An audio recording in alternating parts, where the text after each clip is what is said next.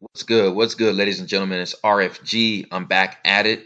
Shout out to all the YouTube subscribers. I am back at it, and I'm here with another video giving a little autobiography about me and my background. And I just want to reiterate the point and let you guys know that I myself come from a situation where lust, pure lust, and feminism were involved. All right, my creation, the creation of my physical presence in this realm goes back to pure lust, statutory rape, and feminism. All right, I can this is RFG speaking right now. I'm speaking for myself and my background and where I come from. All right. I owe my existence basically to a lustful situation, statutory rape, and feminism. All right. So let me explain this. My father was born in Southside Jamaica, Queens, and he moved to Las Vegas in 1982. When he got to Vegas in 1982, he met my mother at Crystal Palace, a skating ring called Crystal Palace in Las Vegas. When my father met my father was 25 years old, going on 26. My mom was 15, going on 16. All right, and that's when I believe he approached her. And there were people around my mom telling her, like, what are you doing with this guy? Like, you know what I'm saying? He's too old for you. What are you doing? And I'll put it to you like this. There were people in my mother's family. There were people in my mother's direct family, her sister, her older sister, her older cousins. You know what I'm saying? Her aunties, they were telling her, like, what the hell are you doing with him? He's too old for you. You know what I'm saying? And this was from 1982 all the way to, I want to say, 1985. People were telling her, like, what the hell are you doing with him? All right. And when I learned this, I was about 9 or 10 years old. My mom and dad got into an argument over the phone, and my mom was calling my dad a rapist. I think something along those lines, like a rapist. And me and my sister were present watching our parents argue, and we heard our mom like say to my dad, like, you're straight up, like, a rapist. And my sister she was shocked, like she was mad about it. And I don't know, it was something in me to where I've always been this way. Like, I don't judge. I don't make a judgment out of a disagreement or an argument unless I hear both sides of the story. I've been that way my whole life. I have a Libra ascendant, which means I'm not just gonna listen to one side of a story and let that be the end all be all. I'm gonna always listen to both sides of the story and weigh it out to see what makes more sense to me. So I remember I was either 9 or 10 years old. Me and my sister heard the argument between our parents, that the conversation they had over the phone.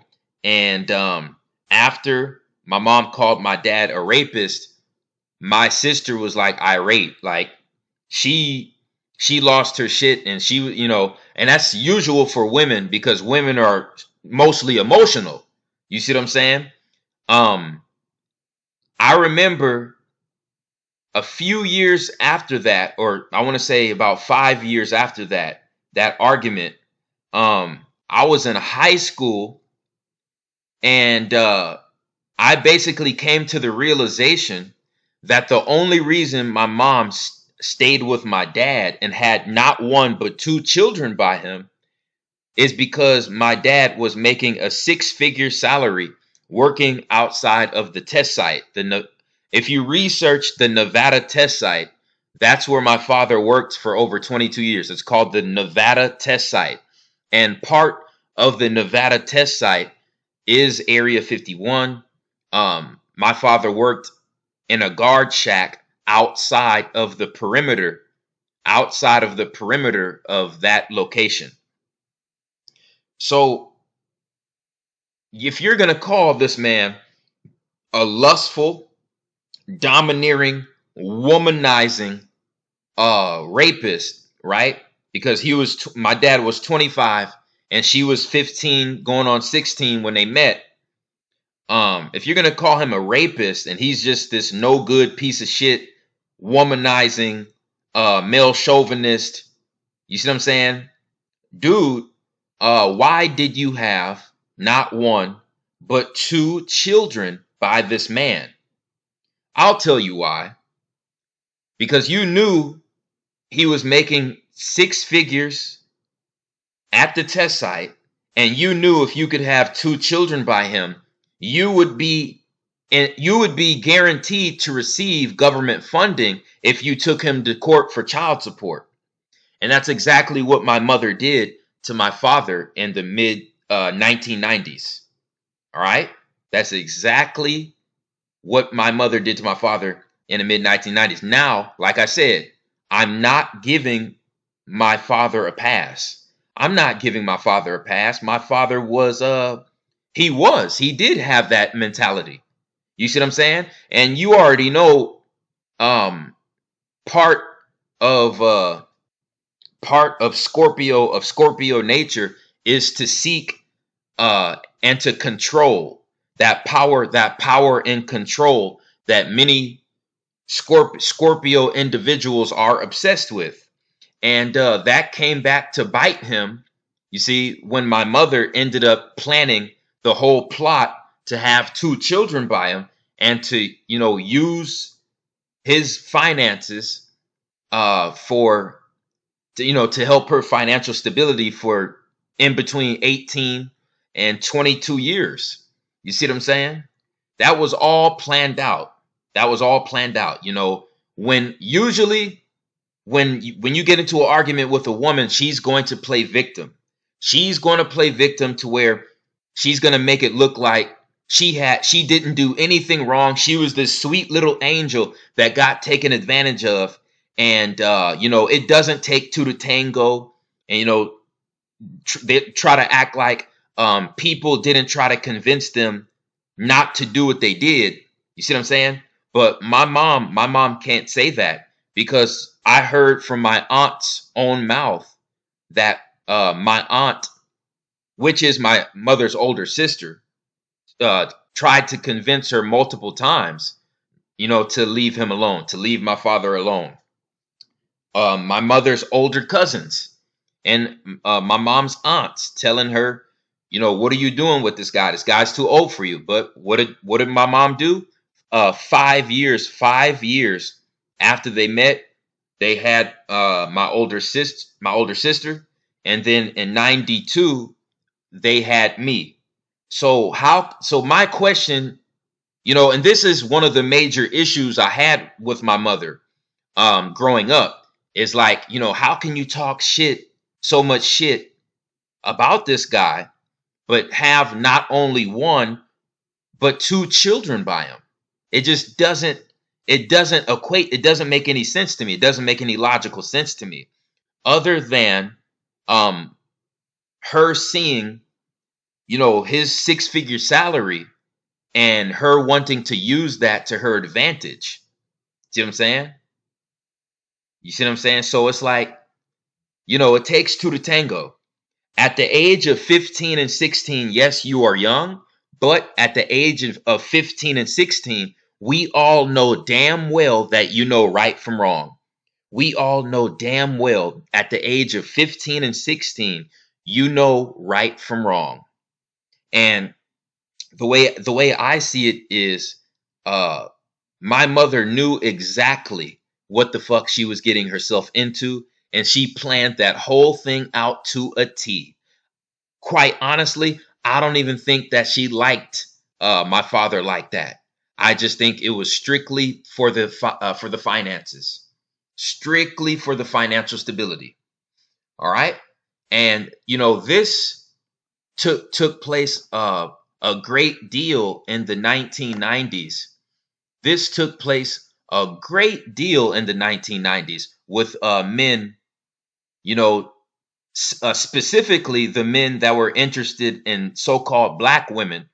The men that were interested in so-called black women, all right, they got hit with the "I don't need a man" movement harder than anybody in the world. Okay, see what I'm saying? See what I'm saying? Because that's when that whole shit started in the early to mid 90s, and it's what led to the actual destruction of the so-called black community. See, you see. So, I just thought I'd put that information out there to give you guys a little background on me. Yes, I'm coming out in the open and stating it. This is the truth. Um, my father is 10 and a half years older than my mother, and I believe that is statutory rape according to the law. But you know what I'm saying? We already know, if we go back in the early 1900s, in the 1800s, the 1700s, this shit happened all the time. And for you people who are obsessed with the Bible, man, in the fucking biblical days, men were doing it with fucking 13 and 14-year-old women, girls. And do I condone that? Fuck no. Fuck no, I don't condone that. Do I condone my father's actions? No, I don't. No, I do not. Like I said, I don't condone what he did, and I don't condone what my mother did. So on both sides, it was nothing but manipulation. People looking for dominance, and manipulation and control. You see what I'm saying?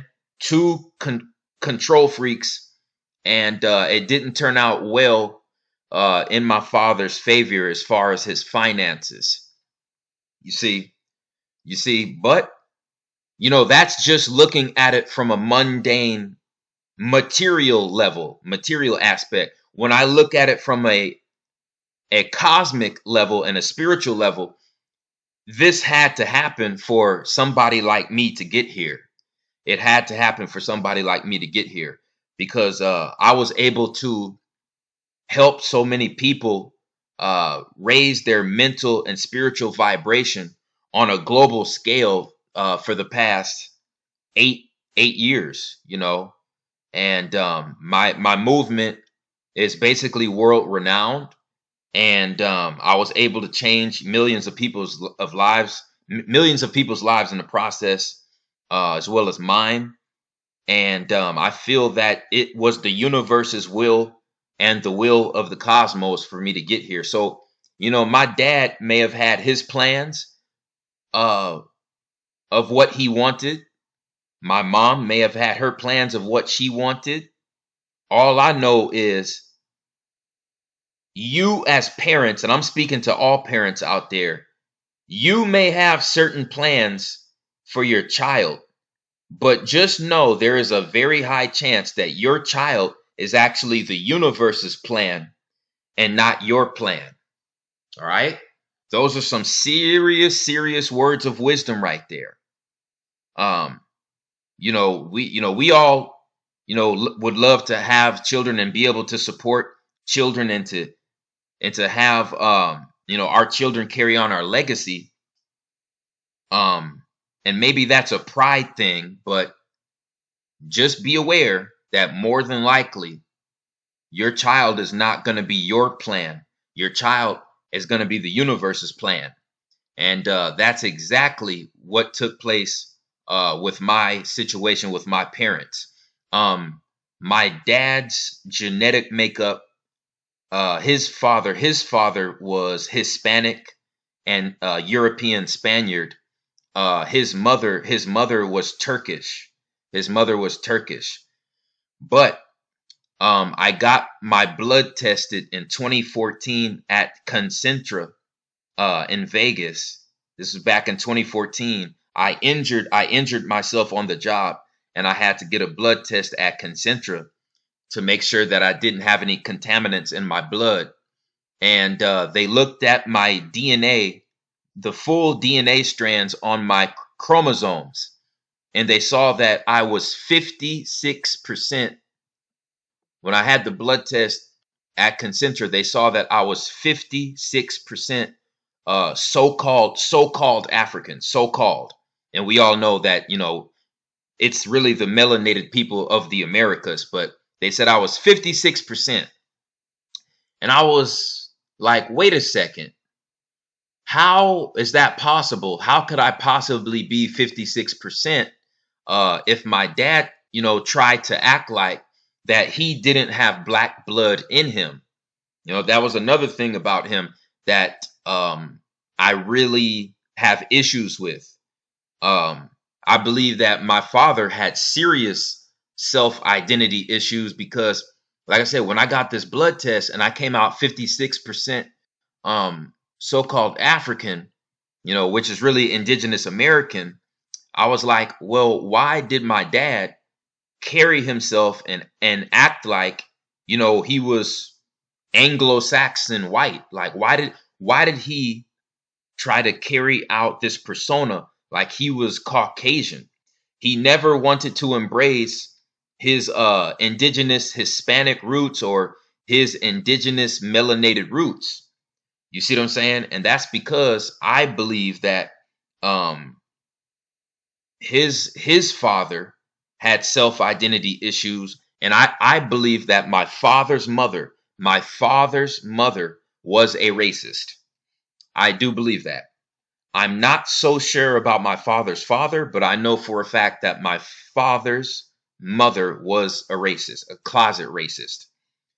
There was a situation where my mother allowed my father to take me and my sister to Arizona so he could show his parents, his children, which was me and my sister.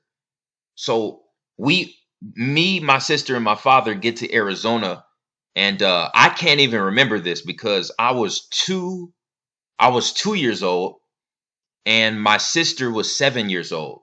So she remembers it. I don't. I was only 2. We get there to the residence in Arizona, so he can meet his mother, which is our grandmother. And she sees that her mother is getting ready to visit. So my dad drops me and my sister off with our grandmother, right, which is his mother, and he leaves to go somewhere. I don't know where he went, but our grandmother notices that her mother is on the way to come visit. So this is our great grandmother. You see what I'm saying?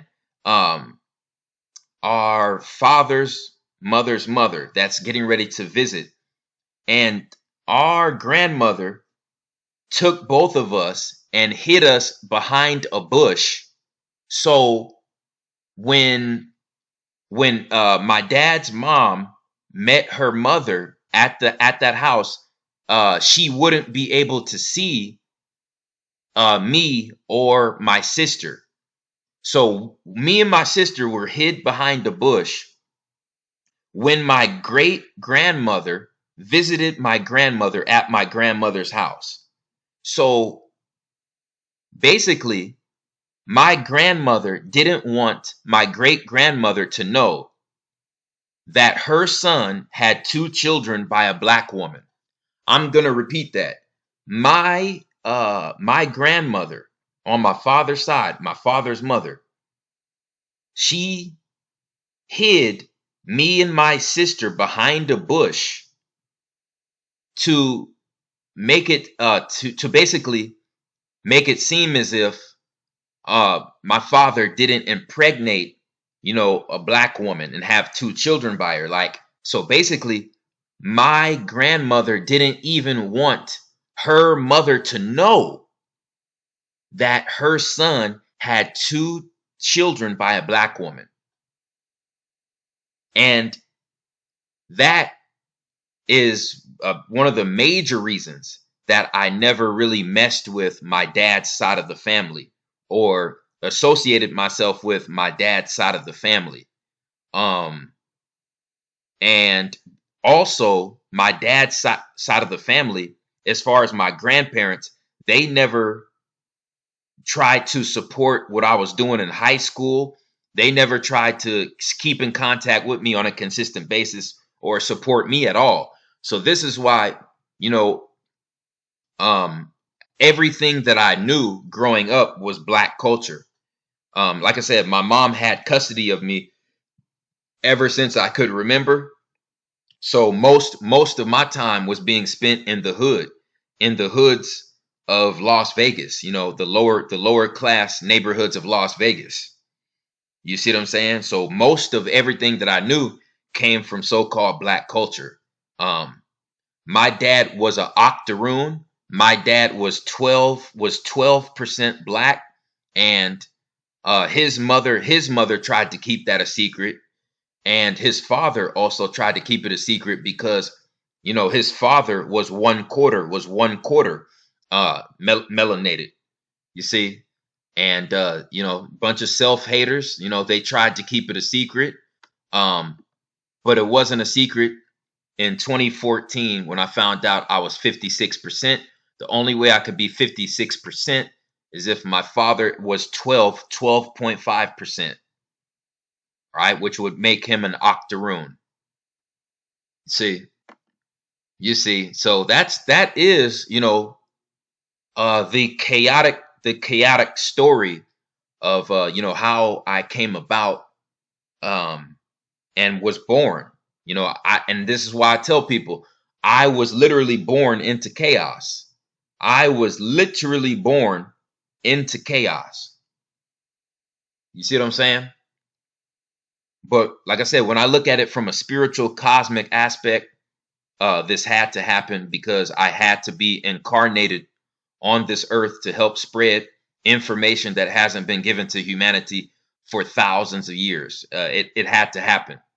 See what I'm saying? So just you parents out there, just know you may try to have children for ulterior motives, but at the end of the day, the universe is going to have the last say. You may try to force your children into certain lifestyles and certain life paths, but just know and be aware that more than likely the universe, the energies of the universe are going to kick in, and your child is going to end up taking up its own life path. Period. End of story. No matter how you feel about it. You see? You see? And you know, this has to be spoken about. This has to be spoken about. And me personally, when I was 13 years old, I felt like my mother disowned me as a son, and she started to look at me as my father's son and not her son. So when I was 13 years old, you know what I'm saying, me, like, being a young boy, I was thinking to myself, like, why would a mother feel that way towards your son? Like, is it me or is it her? So I was kind of confused in that situation, you know, during that period of my life. So when I was 13 years old, that's when I started to indulge in a lot of low vibrational activities. I started to hang around the wrong crowd. I got into a lot of shit, you know, that a 13 and 14-year-old had no business getting into. When I was 14 years old, I got expelled from my first high school, which was Cimarron Memorial High School in Vegas, because of a weapon that the school officials found in my locker. And they didn't even give me a chance. They just expelled me. And then after that, I ended up going to Opportunity School for about 3 weeks, and then I went to Legacy High School, where I ended up graduating from. And there were so many situations where, you know, there was so much turmoil between me and my mom to where If I had the opportunity, I would have emancipated myself at 15. If it wasn't for my dad's child support, I would have emancipated myself at the age of 15. All right, that's how serious it was between me and her. And there was a situation in 2009 when I was 17, when I heard my mom say something to my little brother that was extremely derogatory. And I approached my mom like, why did you call him that? And you know what I'm saying? I said, he's only like 6, 7 years old. Like, why would you call him that? And there was words exchanged. We cussed each other out, and I was just waiting for something to happen. And I was willing to get physical with my own mom, at that point. And she approached me like she wanted me to hit her, and something hit me. It's like something hit me in my head. It had to have been a spiritual force, and it just said, don't let her harvest your energy. Don't let her get her. Don't let her get the best of you. Don't let her lower your frequency. But she ended up calling the police on me that night, and I was escorted from that house by the police. You see what I'm saying? So that's just minor shit that I had to deal with growing up. Also, when I refused going to the military in 2010, this is when I graduated in 2010.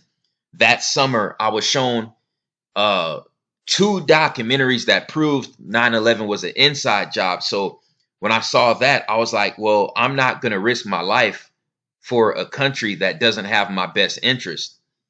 And when that happened, that's when, my dad, really didn't want shit to do with me. So after I graduated, I was on my own.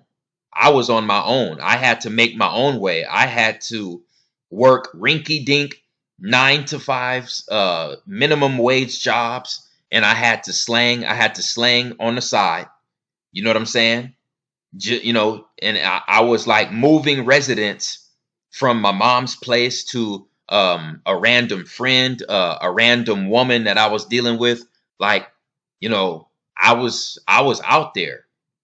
You know what I'm saying? But there was a deep inner spiritual force that was giving me the urge to educate myself. There was a deep inner spiritual force that was giving me the urge to educate myself, to go to the library on your free time, start studying astrology. So I was in 2010 and 2011, I would spend a lot of my free time learning astrology.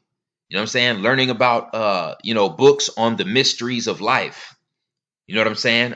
Dark alchemy, astrology, astronomy, ancient history. You know what I'm saying? And in 2012, after I hit rock bottom financially in 2012, that's when I fully committed myself. To this particular wisdom in 2012. And that's when I was led to some of the wisest master teachers in the world that taught me most of what I know today. In between 2012 and 2015, I learned more than most people get to learn in a lifetime. So that's why I told myself, I said, let me start a YouTube channel. And give this information to the public, because I think, the higher spirits, the souls that exist in higher realms, they won't like it if I hold this information back to myself. They let me see it, and they taught me it for a reason. They led me to these master teachers for a reason. So now that I've learned it between 2012 and 2015, let me go hard with this YouTube channel and let me spread this information to the masses. So that is when I chose to be consistent with my YouTube videos starting in 2015. My first YouTube video was January 3rd, 2014, when I exposed how corrupt and rigged professional sports are. All right, that was my first video in 2014, but I started making them consistently in 2015. And after I called a few sports championships before they happened, that's when my platform completely blew up and went viral. You see, and they ended up terminating my YouTube channel June 25th of 2021. See, June 25th of 2021, that's when they terminated it. And you know, the universe put me in a position to where I had so many YouTube subscribers by 2019. You know, people were willing to support my Patreon and a lot of the things I do business wise, like astrology readings and you know, the consultations and clothing, you know, things of that nature. Investing with sports bets, and I was able to put myself in a position to where I never had to work again a day in my life. And this happened um, December of 2019. So it's going on 3 years now, close to 3 years. I've been a fully self-employed entrepreneur. Fully self-employed entrepreneur. See what I'm saying? So they look at me as an activist, a historian, a master researcher, an alchemist, um, a new world order exposer, a revolutionary. You know what I'm saying? Basically a grandmaster alchemist. You know, and I was able to pull myself out of, um, you know, the self-destructive life cycle that I was born into. Like I said, I'm forever grateful for the master teachers for giving me the wisdom to turn my life around and to change, you know, who I am on a soul level. You know, I'm forever indebted to those individuals. And yeah, this particular channel is going to be, it's called Amo Apoxia. This is going to be breaking down, like I said, it's going to be breaking down the history of genders,